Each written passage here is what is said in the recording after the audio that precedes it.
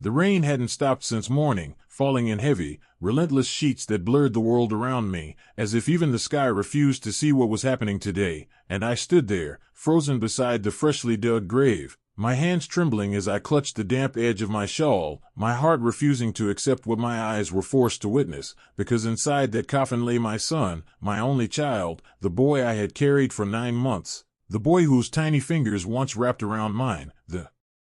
boy whose laughter used to fill every corner of my life, now reduced to silence beneath layers of cold earth, and as people gathered around me, offering their quiet condolences and whispered prayers, their voices felt distant, like echoes fading into nothing, because none of it mattered, none of it could reach the storm inside my chest. I wanted to scream, to beg, to demand that someone wake me from this nightmare, but my voice was trapped somewhere deep inside, suffocated by the unbearable weight of grief, and when the final handful of soil was thrown onto his grave, something inside me shattered completely, a pain so deep it felt like my soul was being torn apart piece by piece, and I swayed slightly, my knees threatening to give way, until someone lightly held my arm, guiding me back, telling me it was over. But how could it be over? How could a mother simply walk away from her child's grave and continue breathing as if her entire world hadn't just been buried beneath her feet? And yet I did, because I had no choice, my steps slow and heavy as I followed the crowd back, my eyes instinctively searching for one person, my daughter-in-law Sanaa, the woman my son had loved, trusted, and chosen as his life partner. She stood a few feet away, dressed in black, her face partially hidden behind large sunglasses despite the dark, rainy sky, her posture straight, her expression unreadable, and for a moment I told myself that perhaps she was in shock, that grief affected people differently, that maybe her tears had simply dried before they could fall, but something about her felt wrong, something cold and distant that sent an uneasy chill through me, and I tried to ignore it, because today was not a day for suspicion. Today was a day of loss, of mourning, of holding on to whatever fragments of love remained, and so I said nothing, allowing myself to be led away, my mind numb, my heart broken beyond repair, until we finally reached the house, our house, the one my son had worked so hard to build, every brick carrying his dreams, every room filled with memories of laughter, of family dinners, of late-night conversations, of quiet moments that now felt like treasures I would never be able to touch again. And as I stepped inside, a wave of pain washed over me, because everything still felt like him, his presence lingering in the air, his voice echoing in the silence, and for a brief second I allowed myself to believe that maybe he would walk through the door, smiling, telling me it was all a mistake. But reality struck me hard as the emptiness settled in, and before I could even gather my thoughts, Sanaa's voice cut through the silence like a sharp blade, cold, firm, and completely devoid of emotion as she said, "You should pack your things," and I turned to her slowly, confused, my mind struggling to process her words. "What do you mean?"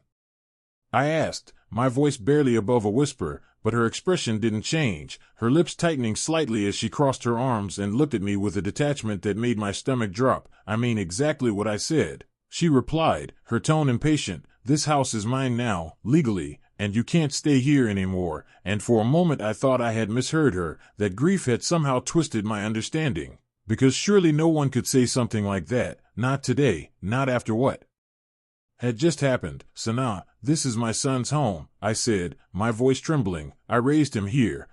But she cut me off without hesitation, her eyes narrowing slightly as she said the words that would haunt me forever. "He's dead, and that changes everything," and it felt as if the ground beneath me had disappeared, as if I had been pushed into a void where nothing made sense anymore, because I had just buried my son and now I was being told I no longer had a place in the only home that held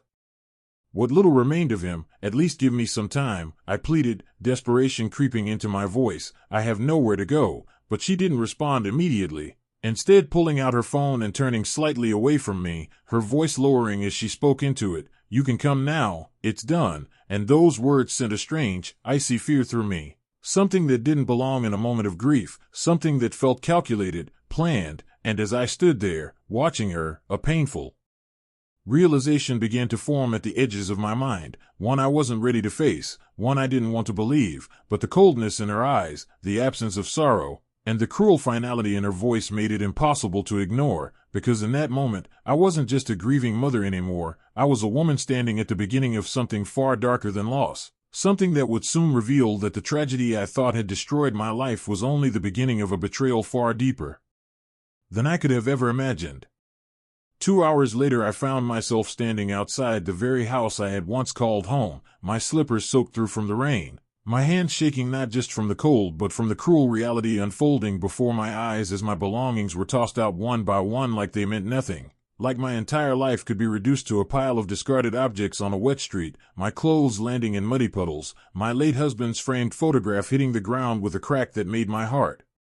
lurch, old memories scattered carelessly as if they held no value, and I stood there frozen, unable to move, unable to speak, because this couldn't be real. This couldn't be happening on the same day I had buried my son, and yet it was, every second stretching painfully as Sanaa stood at the doorway watching it all with an expression that held no guilt, no hesitation, only impatience, as if I were the one inconveniencing her by still being there, and just when I thought the humiliation couldn't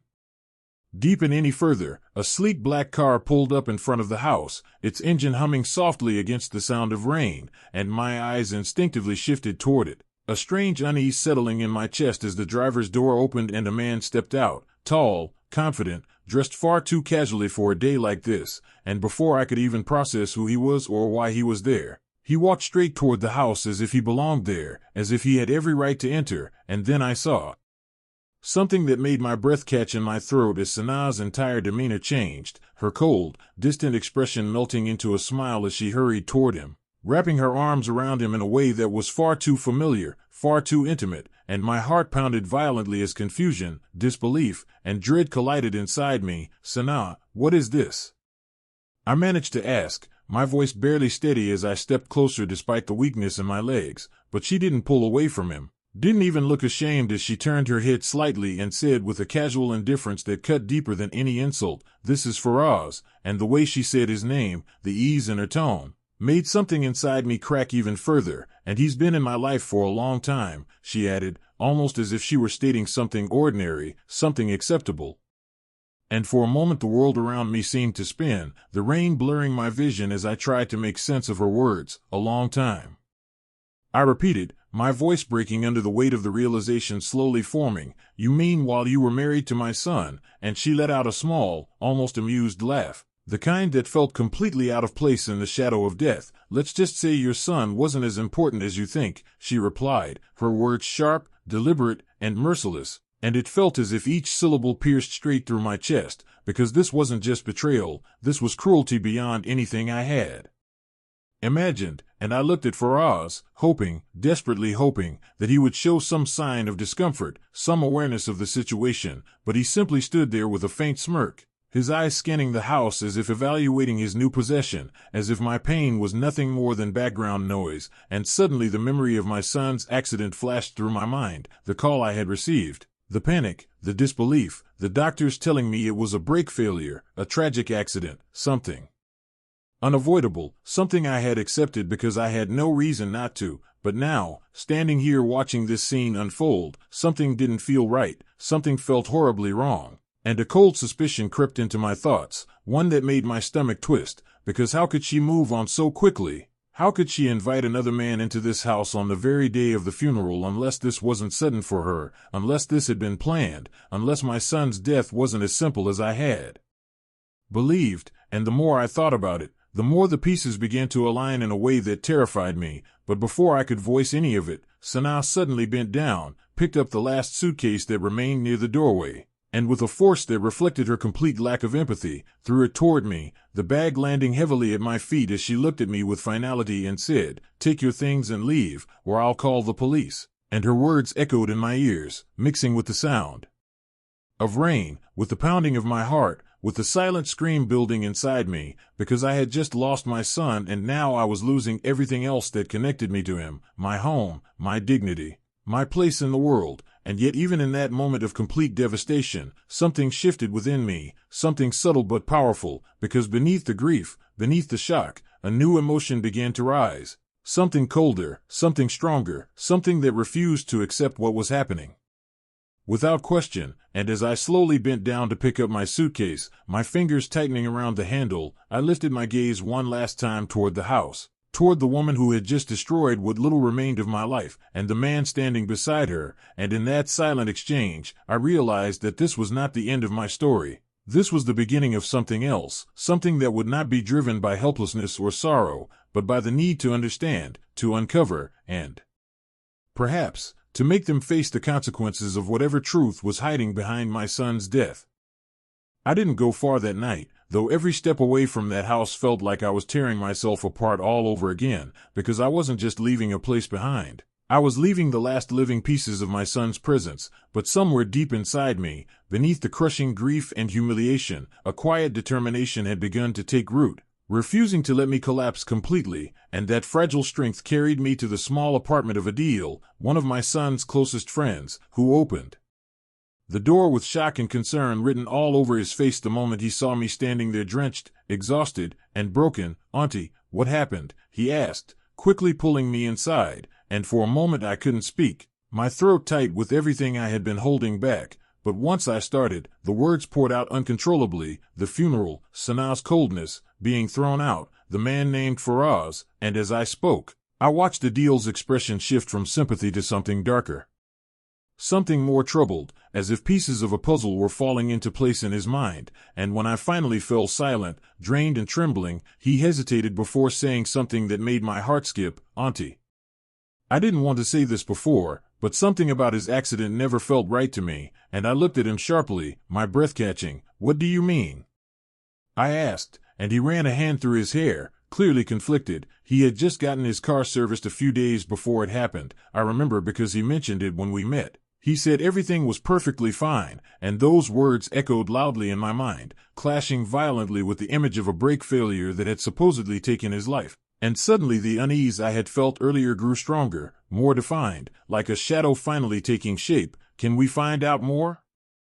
I asked, my voice steadier than I expected, and Adil nodded without hesitation. "We can try," he said, and that was how it began, not with certainty, but with suspicion. And over the next few days we moved carefully, quietly, as if even the truth we were chasing could be frightened away if we made too much noise. Adil reached out to contacts, asked questions, followed small leads that seemed insignificant at first but slowly began to connect, and eventually we tracked down the mechanic who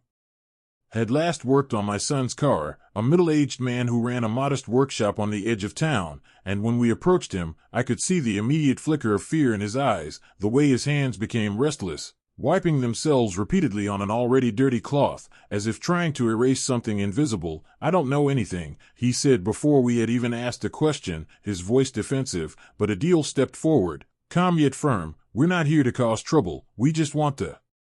truth." And for a moment the man said nothing, his gaze shifting between us, weighing something silently, until I spoke, my voice carrying the weight of a mother's grief. "That was my son who died," I said. And something in my tone must have reached him, because his shoulders slumped slightly, the resistance in his eyes weakening, and after a long pause, he sighed deeply, as if surrendering to something he had been holding in for too long. "A woman came to me a day before the accident," he began, his voice low and unsteady, and I felt my heart begin to pound louder with every word. "She offered me money, a lot of money, more than I could refuse," and my hands clenched tightly at my sides. Already dreading what was coming next, she told me to loosen the brake system, not completely, just enough so it would fail later, make it look like an accident. And the room seemed to spin around me as his words sank in, each one heavier than the last, suffocating me with their meaning. Who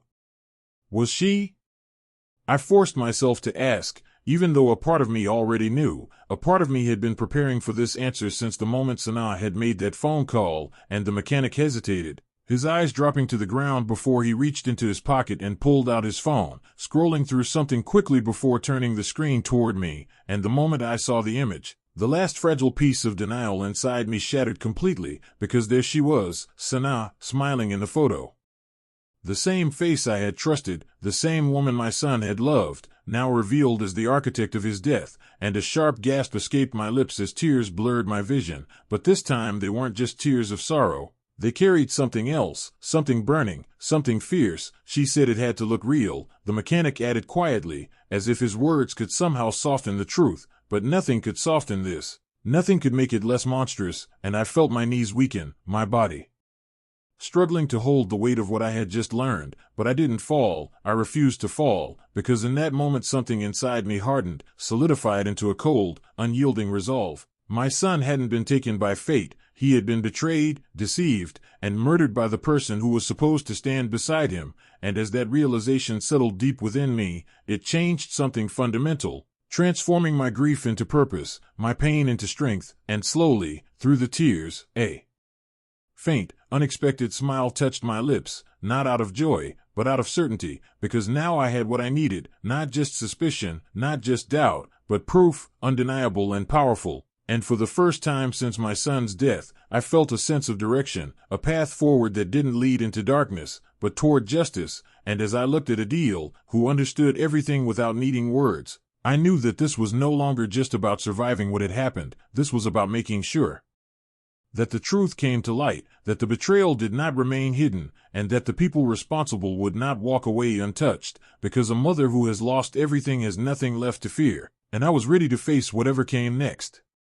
2 days later I stood once again in front of the house that had witnessed both the happiest and most devastating moments of my life, but this time I was not the same broken woman who had been forced out into the rain, clutching her scattered memories, because something inside me had changed, something had hardened into quiet strength, and as I walked toward the door with steady steps, I could feel my heartbeat echoing in my ears, not from fear but from certainty, because I was no longer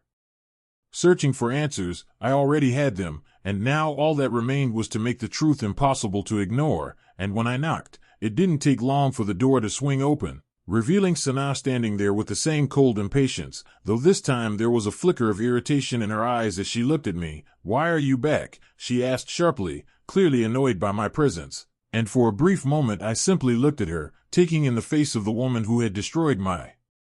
son's life and tried to erase mine as if neither of us had ever mattered. But I didn't raise my voice. I didn't let anger take control. Instead I spoke calmly. "I came to take what belongs to me." And she let out a mocking laugh, stepping aside just enough for me to see inside, where Faraz was lounging comfortably on the sofa, as if he had always lived there, as if the house had never belonged to anyone else. "You don't have anything left here," she replied, her tone dripping with arrogance.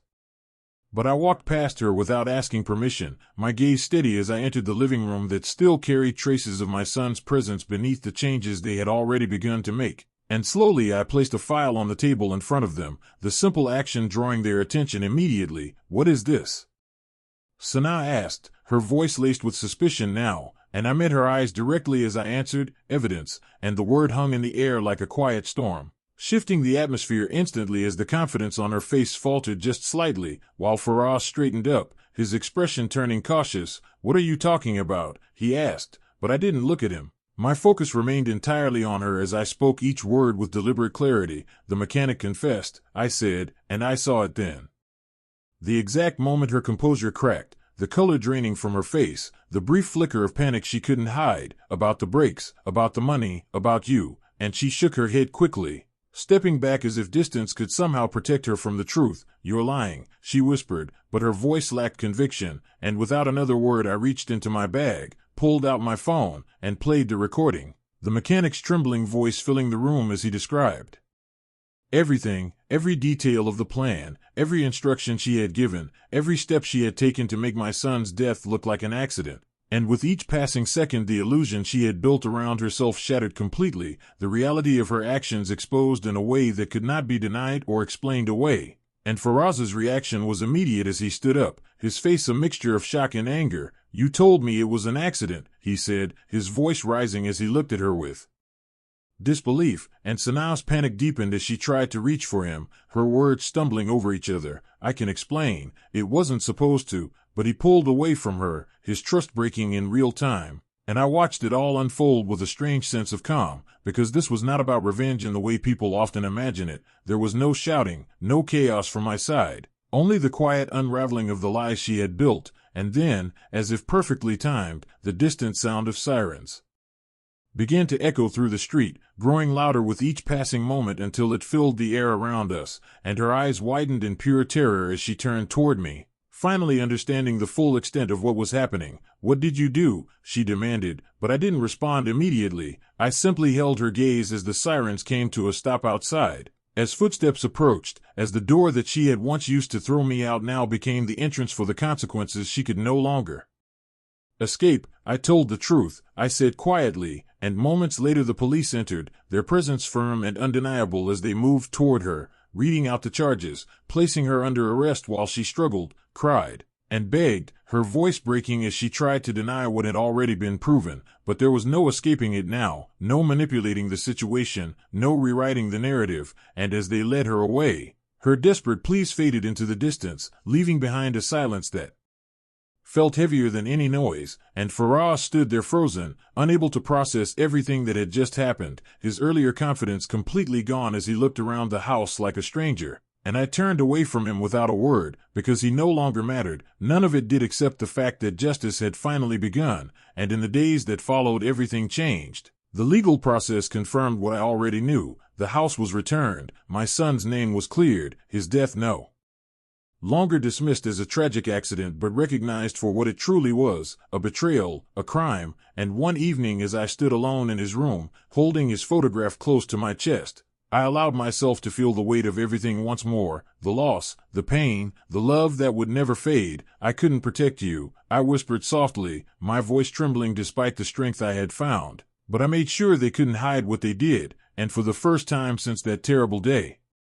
the silence around me didn't feel empty, it felt peaceful, as if somewhere, somehow, he knew, as if justice had carried my love to him in a way words never could, and as I placed his photograph back in its place, I realized that while betrayal had tried to destroy everything, it had not taken away the one thing that truly mattered, a mother's love, which had endured, fought, and in the end, found a way to rise above it all.